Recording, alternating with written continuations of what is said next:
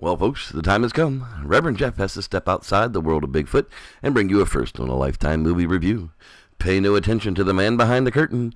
Yes, that's right. It's the great and powerful Oz. IMDb Storyline says, Oscar Diggs, a small-time circus magician with dubious ethics, is hurled away from dusky Kansas to the vibrant land of Oz. At first he thinks he's hit the jackpot. Fame and fortune are his for the taking. That all changes, however, when he meets three witches, Theodora, Evanora, and Glinda, who are not convinced he's the great wizard everyone's been expecting. Reluctantly drawn into the epic problems facing the land of Oz and its inhabitants, Oscar must find out who's good and who's evil before it's too late.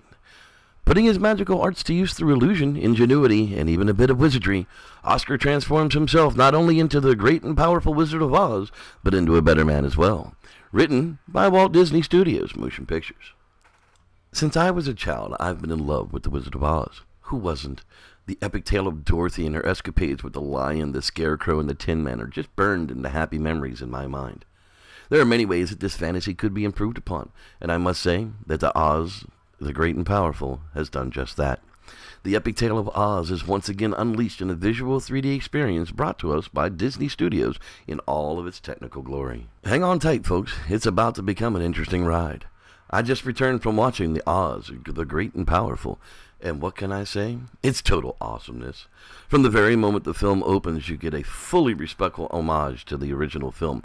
From the opening credits being in 9x4 and black and white, yet still being in all its 3D glory, the movie was just visually stunning from the very moment it starts. We first get introduced to Oz, the magician, a somewhat likable guy that, well, likes his ladies like he likes his con mark, new and often. This leads to his inevitable escape from danger, only to land himself right in the middle of the plot. For those not familiar with the movie, well, get off your butt and go see it right now. Yep, not here to ruin a review with spoilers. Nope, I'm here to tell you to get out to your favorite movie house and pay the entry fee. You won't be disappointed, I promise. First off, the magical transition from 9x4 black and white to full widescreen 16:9 in full color, just at the moment of land as Oz is revealed to the wizard, makes it for just a perfect explosion of feelings in the heart. It pulls you right back to the very first time you saw the colored version of the Wizard of Oz back in the 1970s. That feeling of being a kid again when magic was real and good triumphed over evil. Our anti-hero gets dropped right in the middle of trouble in the land of Oz, and right away, much like the original film, he finds himself a companion to confide in and learns of the mystical prophecy that surrounds him.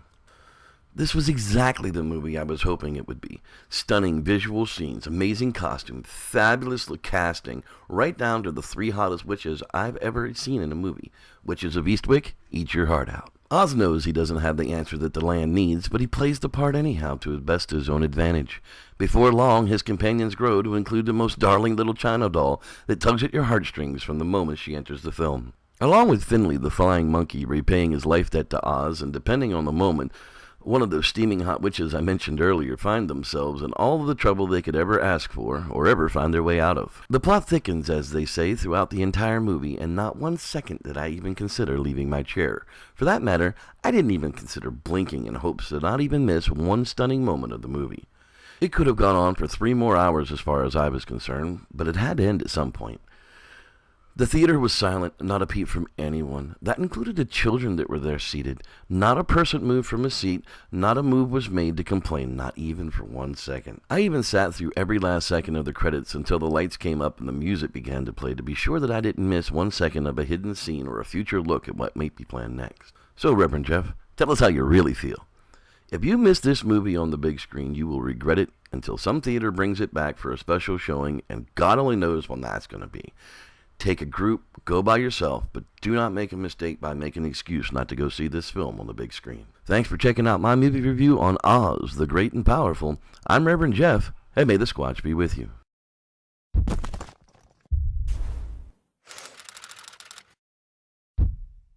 Team Taser approved!